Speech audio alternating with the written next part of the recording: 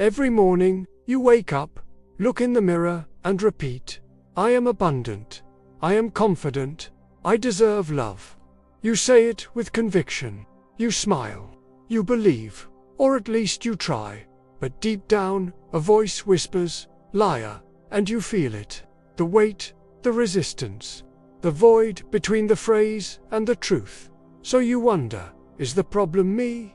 The answer is no. The problem is the method. Welcome to the hidden side of positive affirmations, where repetition becomes a prison and hope becomes a sophisticated form of denial. Let's start with the obvious. Positive affirmations don't work for most people. Not because they're false, not because you're weak, but because you're trying to paint over a cracked wall without first fixing the foundation. You repeat, I am powerful, but your body remembers the last time you felt shame. Your mind relives the moment you failed.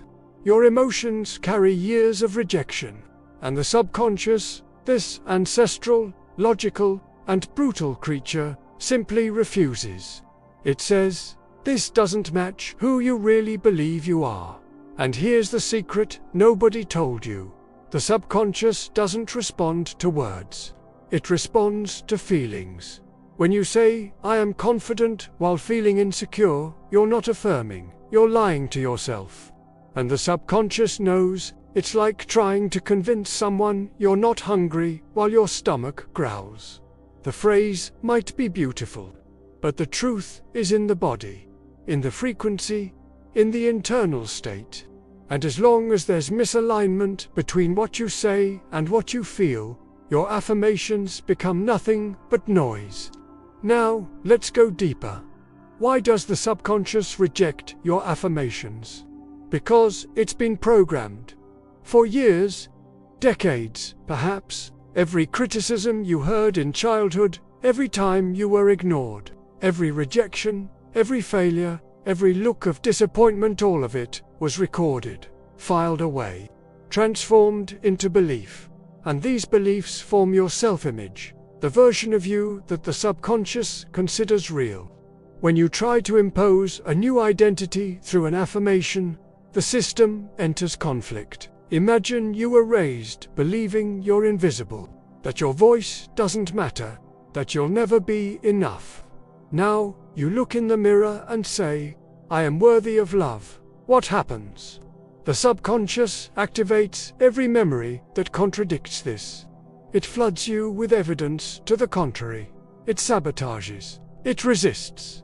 Not out of malice, but out of protection. Because, in its logic, if you change your identity and fail, the pain will be unbearable. So it prefers to keep you small, safe, familiar. This is self-sabotage, and it's invisible, silent but absolute. Your affirmations are flowers planted over rotten roots. And until you pull out the roots, nothing will grow. So, what do you do? If affirmations don't work, is there a way out? Yes. But it's not simple, and it's not quick. The solution isn't in repeating more. It's in feeling more. Step 1. Find the blocks. Before affirming anything, ask yourself, where is the resistance? What part of me doesn't believe this? What emotion is being repressed? You can't transform what you don't see. So descend to the wound.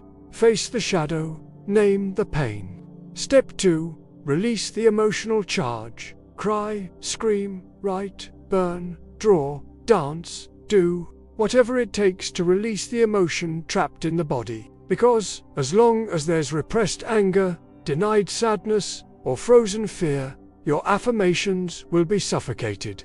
True healing isn't always quiet meditation. Sometimes it's a storm, and that's okay.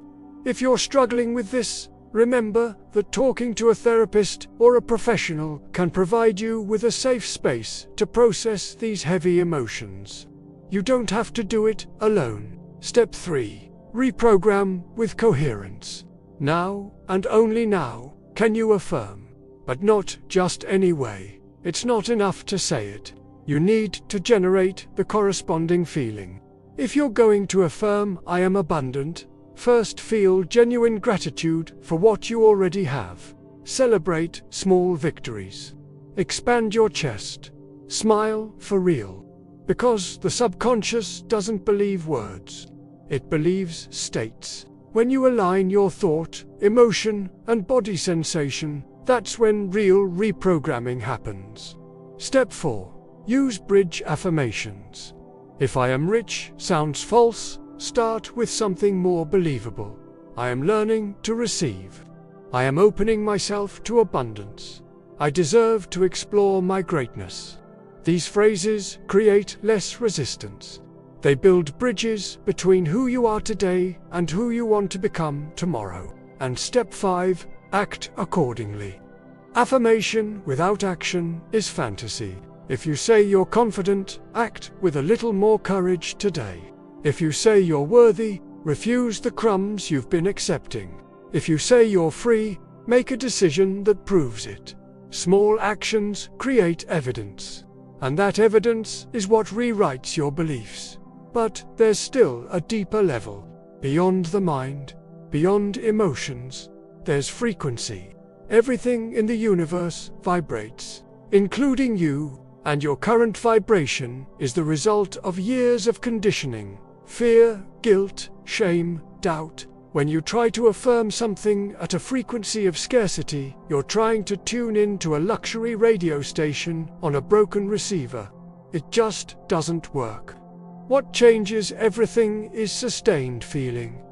Not thought, not words, but the emotional state you can inhabit for minutes, hours, days. If you can feel peace, even without a reason, if you can feel abundance before having the money, if you can feel self-love, even with your imperfections, you change the frequency.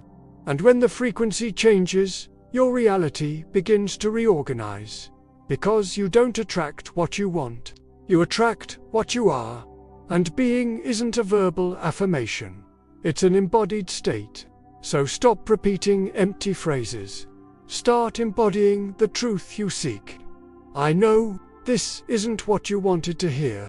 You wanted a magic formula, a perfect phrase, a shortcut. But the truth is, there are no shortcuts to healing. Real transformation requires you to descend into the basement of your soul and clean the dirt no one sees.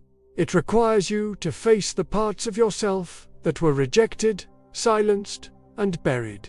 It requires you to stop pretending you're okay and finally feel what needs to be felt. And only then, after the descent, after the chaos, after the fire, you are reborn. Not with an affirmation, but with a certainty that doesn't need to be repeated. Because it simply is. Your affirmations didn't fail. You were just trying to build a castle on quicksand. Now you know. Now you can start again. This time, from the inside out. If this video touched something in you, if you felt like someone finally told you the truth, subscribe to the channel. Here, we don't sell illusions. We offer depth. We don't teach toxic positivity. We teach dark healing, the healing that begins in the shadow. Leave your like if you're ready to go deeper. And I'll see you in the next video, where the masks fall and the real begins.